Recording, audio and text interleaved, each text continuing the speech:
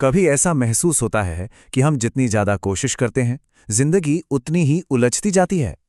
आज हम स्वामी श्री अखंडानंद सरस्वती जी की किताब दैनिक जीवन में गीता की मदद से समझेंगे कि भगवत गीता इस उलझन को सुलझाने और असल संतोष पाने का क्या रास्ता दिखाती है।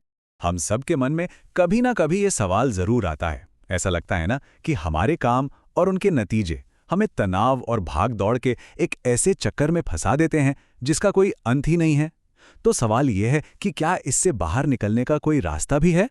देखिए, इस सवाल का जवाब जानने के लिए हमें पहले इस समस्या की जड़ तक पहुंचना होगा, और ये जड़ छुपी है कर्म के बंधन की समझ में। गीता कहती है कि हम जो भी काम करते हैं उसका एक नतीजा जरूर होता है, अच्छा या बुरा कुछ भी। और यही जो नतीजे हैं, यही जो फल हैं, वो हमें जन्म और मृत्यु के एक कभी न खत्म होने वाले चक्र में बांध देते हैं। ये एक ऐसा बंधन है जिससे हम सब आज़ादी चाहते हैं। तो ये बंधन, ये दुख आता कहाँ से है? इसका मूल कारण है जीव भाव। जीव भाव मतलब वो अवस्था जब हम खुद को ये सीमित शरीर, ये मन, ये पहचान मान लेते हैं। गीता के हिसाब से हमारी सारी परेशानियों की जड़ बस यही एक गलतफहमी है। इसका मतलब ये हुआ कि असल समस्या हमारे कामों में उतनी नहीं है जितनी हमारी अपनी पहचान में है। हम असल में जो हैं, हम खुद को वो समझते ही नहीं। चलिए देखते हैं कि ये गलती होती कहाँ है। असल में हम दो बड़ी गलतियां करते हैं। पहली, हम खुद को कर्ता मान लेते हैं, यानी ये काम मैंने किया। और फिर दूसरी गलती, हम खुद को भोक्ता भी मान लेते हैं, यानी इस काम का जो भी अच्छा बुरा फल है वो मुझे ही भोगना है। और यहीं पर एक बहुत ही गहरा सवाल उठता है कि अगर हम असल में न तो काम करने वाले हैं और ना ही उसका फल भोगने वाले, तो फिर हम हैं कौन? हमारी असली पहचान क्या है?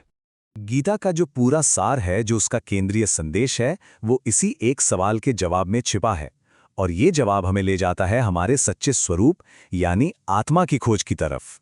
आत्मा, यही हमारी असली पहचान है, हमारे होने का परम सत्य। ये उस कर्ता और भोक्ता की छोटी सी पहचान से बहुत बहुत परे है। तो कैसी है ये आत्मा? इसकी पहली खूबी है कि ये पूरी तरह से शुद्ध है। जैसे कीचड़ कमल की पत्ती पर नहीं ठहरता, वैसे ही हमारे अच्छे या बुरे कर्मों का इस पर कोई दाग, कोई असर नहीं होता। दूसरी बात, ये अपने आप में पूर्ण है, यानी कंप्लीट है।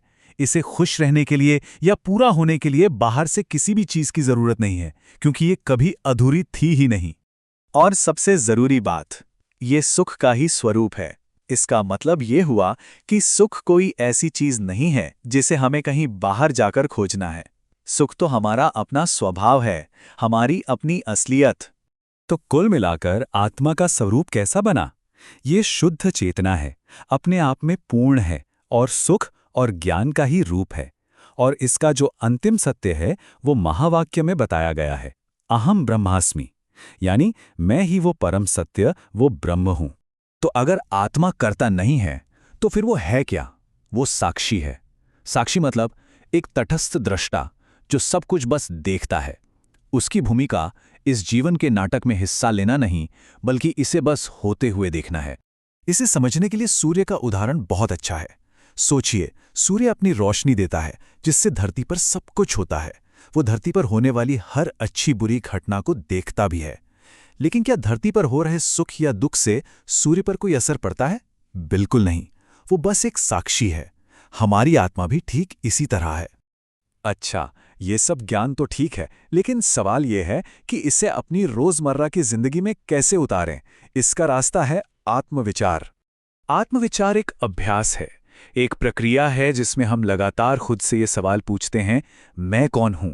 और यही अभ्यास धीरे धीरे हमारी पहचान को उस सीमित जीव भाव से हटाकर हमारे सच्चे असीम आत्मभाव में टिका देता है।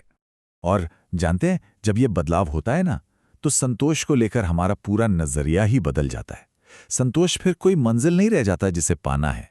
हमें समझ आता है कि संतोष कोई ऐसी चीज नहीं है जिसे मेहनत करके कमाना पड़ता है। अरे ये तो हमारी आत्मा का, हमारा अपना असली स्वभाव है। इसे बस महसूस करना है, पहचानना है। ये तो हमेशा से हमारे अंदर ही था। जैसा कि ये सार बताता है, जिस पल हमें ये अनुभूति हो जाती है कि हमारा असल स्वरूप तो पहले से ही पूर्ण और हमेशा सुखी है, ठीक उसी पल सारे दुखों का खेल ही खत्म हो जाता है। तो चलिए इस विचार के साथ इसे समाप्त करते हैं।